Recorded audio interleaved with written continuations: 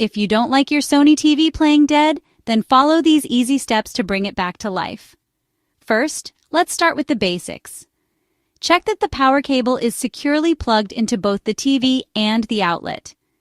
Test the outlet with another device to ensure it's working. Next, try a power cycle.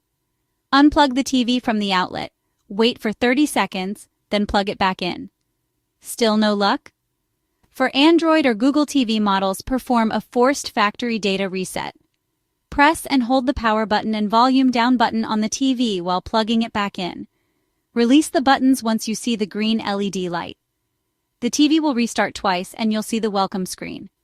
Don't forget to check the remote. Replace the batteries or try turning on the TV directly.